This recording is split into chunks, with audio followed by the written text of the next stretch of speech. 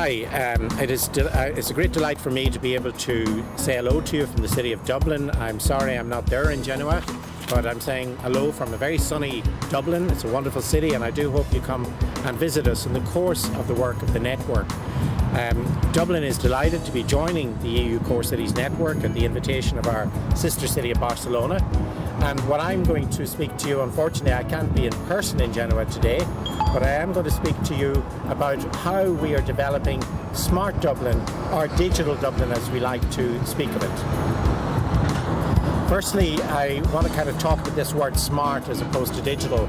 A smart city can mean many things. It can mean a city where people are innovating in terms of process as well as the use of technology. We tend to think about the digital technologies as identifying a certain element of activity in a city, which is around building new business, developing the city economy, at the same time improving engagement of citizens and livability in the city, and developing as well the capacity of the city to compete internationally. I want to talk therefore about why we should be a digital city, how we can be a digital city, and what is needed or what projects are moving that forward. And I'll speak first about Dublin and then throw out some ideas about what I think we in the Core Cities Network could work on together around this smart or digital agenda. So how do we actually go about it here in Dublin? Firstly, we try and assemble, network the leadership quadrant of the city, which includes business, it includes academia, and it includes civil society. We're doing this presently through a digital leadership forum that was established about a year ago as we took the route towards a plan or roadmap for the city itself.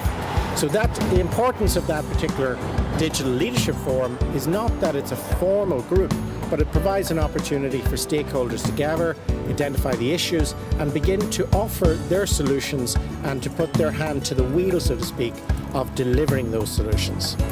Secondly, in that context and with that forum, we worked on a digital roadmap for the city. It also got the title of Digital Master Plan, but really it's not a plan, it's a roadmap.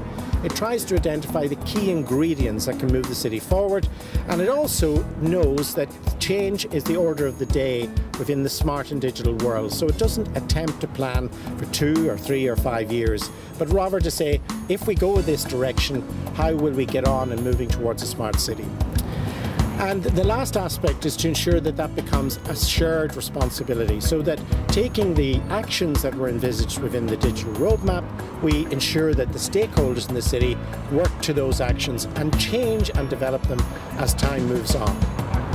I would also say an important opportunity for us that we've developed, and we're hoping to develop further with funding from the European Commission, was to develop a metrics or a way of trying to measure how the digital technologies applied would impact on different dimensions of city life, from economy to environment to engagement of citizens.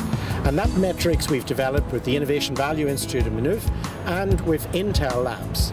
But we hope now to take that metrics and working with Barcelona, EU partnership, that we can actually take those metrics with Barcelona and the city of Reykjavik in Iceland and see how they work in other cities, refine them and develop them, so we can create collectively a model for measuring impact in cities that is created by and for cities themselves.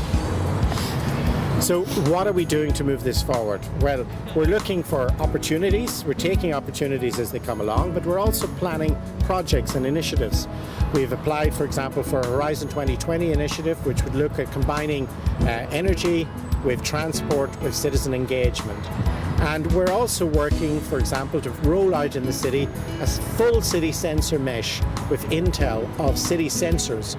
And this will do a number of things. It will provide us with small gateway units that can engage citizens, but it will also provide us with sensor information that expands our current knowledge about the environment, various other aspects of city life. Now, within the EU Core Cities Network, we would like to explore a number of things that we think are best done collectively at European level. On the one hand, we feel that the business model for applying technologies in cities has still to be fully worked out, because it does take quite a lot of money and resource to actually put in technologies and work on changing the way things are currently done. And we think that whole funding mechanism has to rely on some EU imperative to place the cities of Europe ahead of the rest of the world. So we'd like to explore that. I've spoke about the metrics, trying to measure the impact. So we feel again that the model that's evolving could be offered to the cities in the EU Core Cities Network could be applied, changed and refined. So collectively we can spread a common model of measuring impact. And finally, and most importantly, we learn through cooperating. So we'd be very anxious to learn from what other cities are doing and avoid the, if you like, trial by error that sometimes we all get involved in, and learn the good practice and put it into practice in our own cities. So we look forward to working with the EU core cities on this kind of agenda as it evolves. We look forward to welcoming you either as part of the core city network or as individual visitors to our city of Dublin, and we wish you every success in the meeting you're having in Genoa, and lucky for you, you are in Genoa because it's a great city. Thank you.